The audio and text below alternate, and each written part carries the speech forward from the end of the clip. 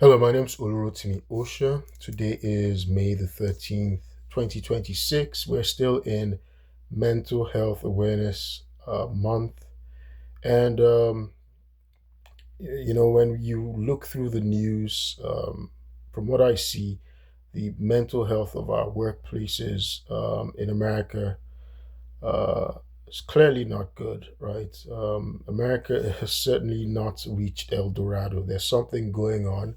We have a toxic environment, and America's workplaces have become epicenters of toxicity, right? There's so much trouble going on. I saw the news today, and there was this guy called Rami Fahimi in California who, in April 2022, I think, um, had stalked his colleague. His colleague, he was a financial analyst at a wealth management firm in Orange County, California. And he'd stalked his colleague and planned to kill him. He did go, he ambushed him in his apartment and with a using a dagger, he stabbed him over 40 times and he killed his roommate as well, stabbing him over 40 times as well. His reasons for stalking and killing him, there's no justification for killing anybody, by the way, but his reasons for killing them was because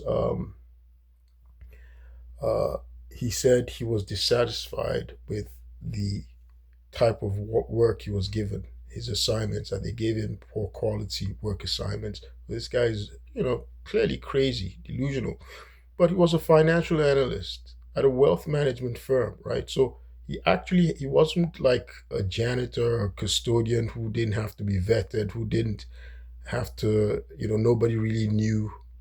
Um, it was, his background check wasn't rigorous. The sort of job he had, he'd graduated through school from school. It was a quality sort of job. You don't expect that uh, your colleagues in a wealth management firm uh, are lunatics who will stalk and kill you because they're dissatisfied with their jobs. But this is where we are in America, right? America is supposed to be, um, well, we still tout ourselves as having the most advanced economy in the world, right? And that economy, the advanced capitalist economy, which is supposed to be market driven, it's supposed to be predicated on certain values. These are values that I learned when I was in business school. And because I went to work in banking when I graduated, of course, I continued to drink the Kool Aid. America's based on, our economy is based on um, good faith. Our contracts, our dealings are on good faith. And that's why we have a very robust credit system, right? Where you can buy things without having to put money down because your credit worthiness, your credit score is talking about your how responsible you are, that you're a responsible person, right? Now it's weird because how are we going to start assessing uh, the lunatics we have at work? That we have psychopaths at work, and this is has become a trend, especially amongst these young people. Rami Fahimi is 26 years old. So he initially pled not guilty by reason of insanity, right? After he was insane to do those things. But after because he was eligible for the death penalty. I think he's just been, just gone through the trial or he's going through the trial, but he was found to be sane and he's pled guilty. So he's pled guilty. He's not going through the trial. I guess he pled guilty in order to avoid the death penalty because it was California and was eligible for the death penalty. So he's pled guilty, and so they say he's going to get at least two life sentences, right? But that's not an isolated case, right? That's not an isolated case. There's a case I want to talk about, and there are other things as well. People have been making light and um, you know of the uh, it seems ludicrous. It seems comical. The JP Morgan, um, ex JP Morgan employee who sued his boss for um, coercing him to sex, using racial slurs, and also what did he say? He said she drugged him. She was using roofies and gave him Viagra, forced him to take Viagra. Roofies are, they're a date rape drug, right? They sedate you, and you can't resist. And of course, the woman has, countersued. She's denied it. J.P. Morgan is defending her. But the funny thing is, this guy, there are indications that J.P. Morgan offered him $1 million to settle out of not to file a public suit, not to take it public. But it's public now, and everybody's um, you know, paying attention for updates. But something more serious, so that I came across was the sentencing of a Cameroonian woman who was an audit manager at BDO USA. BDO USA is one of the top five accounting firms in the world. Very elite, very prestigious. And to work there, you're a very smart, competent person. She was not just an employee, she was actually an audit manager, an audit IT manager. Her name's Raissa Kengne, and she's from Cameroon. Young woman, she was only 34 years old when she ambushed and killed, she shot them, she shot and killed her former boss and the manager of the building she lived in, and she shot a third person who died later. So, although she was initially found incompetent to stand trial, but she went through the trial process and she was found guilty, but mentally ill, which is weird. So she was sentenced to two life sentences, and she also got additional 50 years.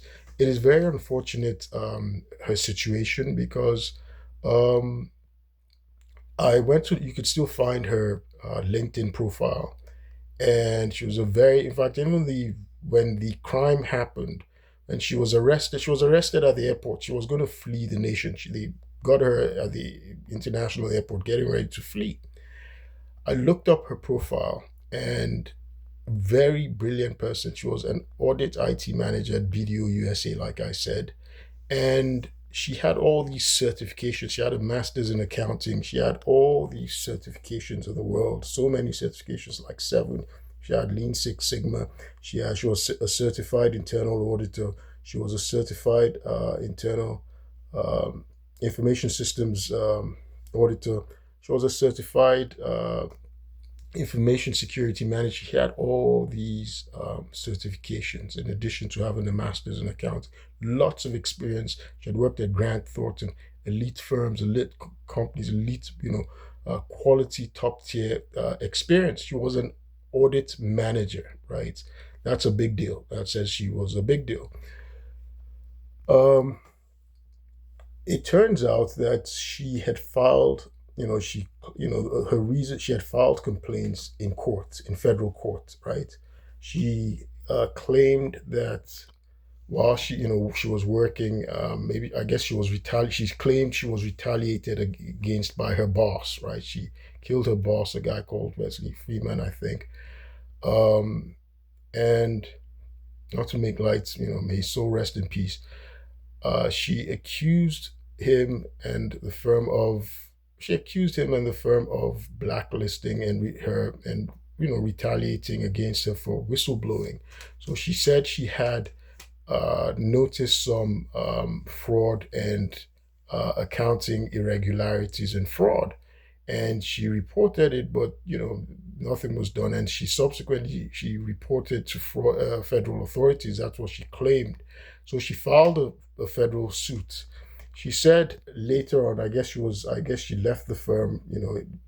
The news doesn't talk about her leaving, but she talks about having that she was blacklisted, right, by her boss, and she couldn't get a new place to stay. And she said her property building manager conspired with her boss to break into her apartment and steal the evidence she had gathered, because she said she had gathered evidence, and to report the fraud.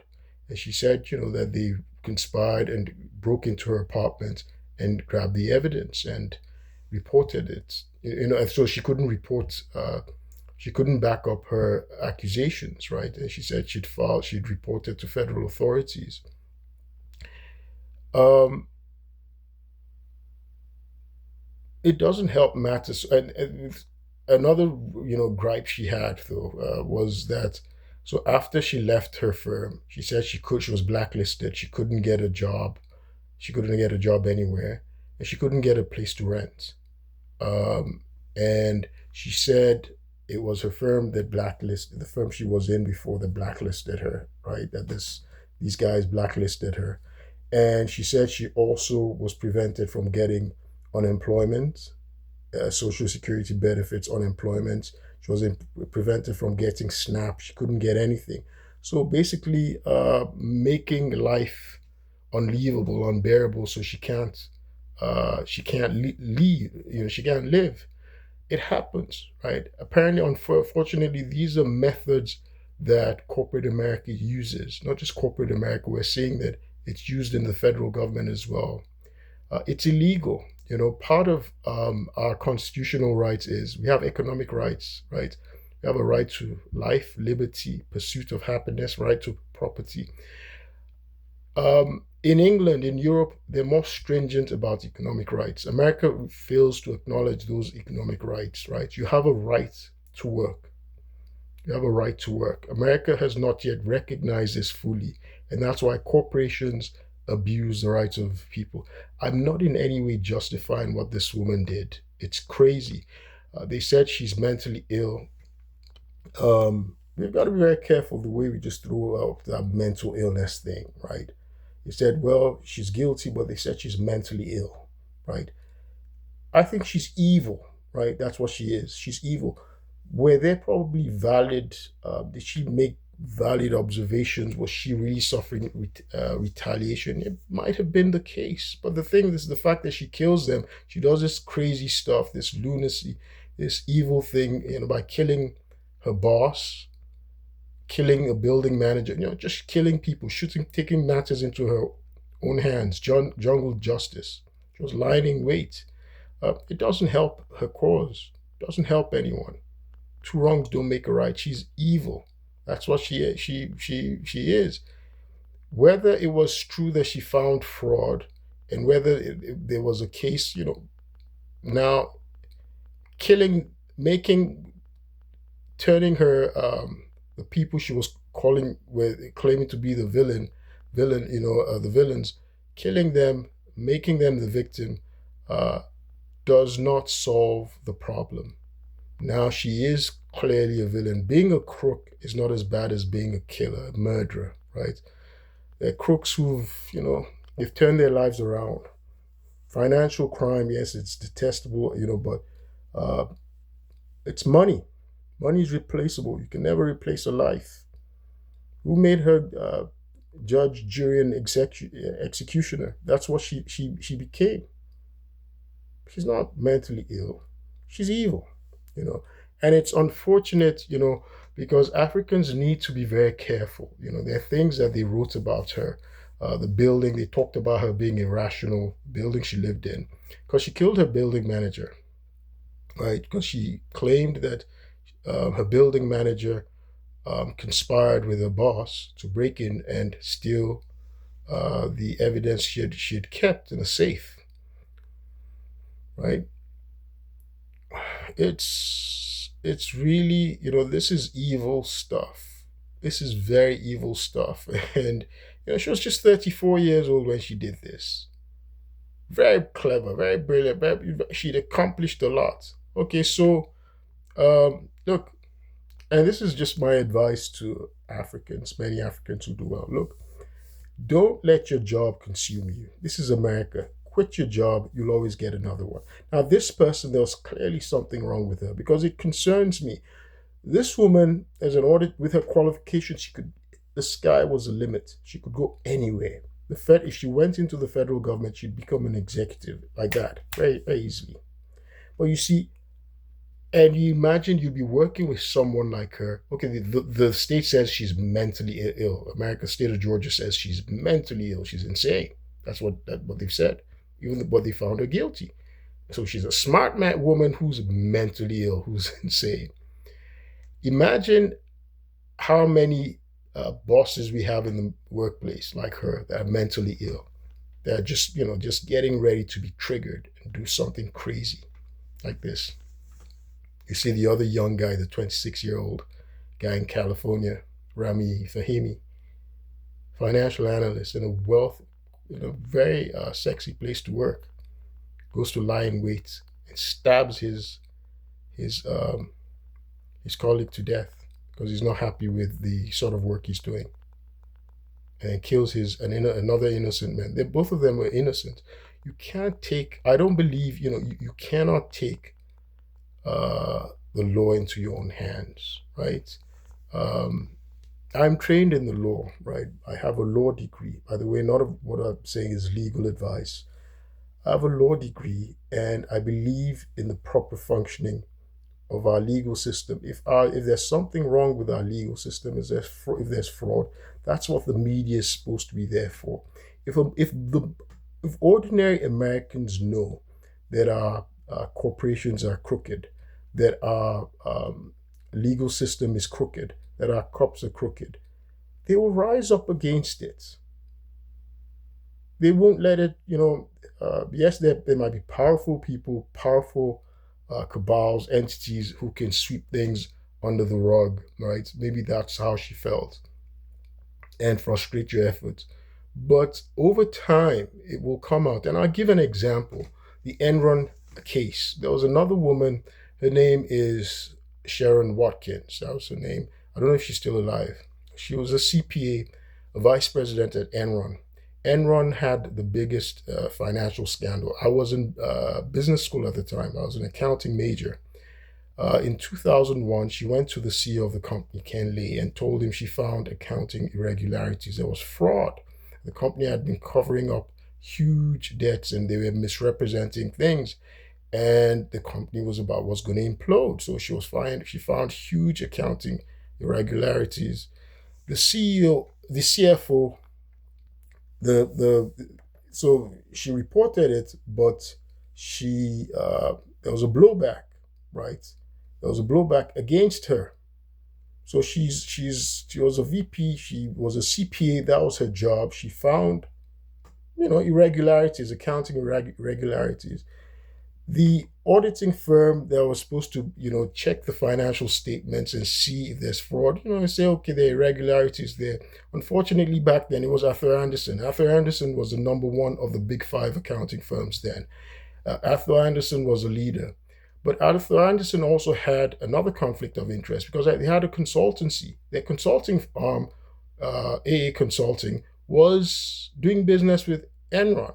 So they were the ones helping them with their systems, giving them advice and all that stuff. So it was a huge cash cow. They had this huge cash inflow from this conflict of interest, this relationship. So they were basically see no evil, hear no evil, admit no evil. So they basically helped cover up the fraud. And eventually, it would lead to the collapse of Enron from the $74 billion loss. And eventually, it meant the end of Arthur Andersen. The firm is no more. It went out of business. Sharon Watkins did not go and start killing people. She suffered backlash as well. Immediately, she was demoted, right? The CFO, Andrew Fastal, was getting ready to have her terminated, right? She was lucky. They had already blackballed her. They had already stripped her of her responsibilities. They demoted her. They'd seized her computer. But she was lucky before they pushed the fire button, right? The firm collapsed. But eventually, Sharon Watkins she testified in Congress and she was made um, one of Time Magazine's Persons of the Year. She was hailed as a hero, right, for whistleblowing. Now, this other lady, this Cameroonian woman, yes, she's a Cameroonian woman. She whistleblowed. Maybe she wanted. I mean, she blew the whistle. Whistle blew. I don't know.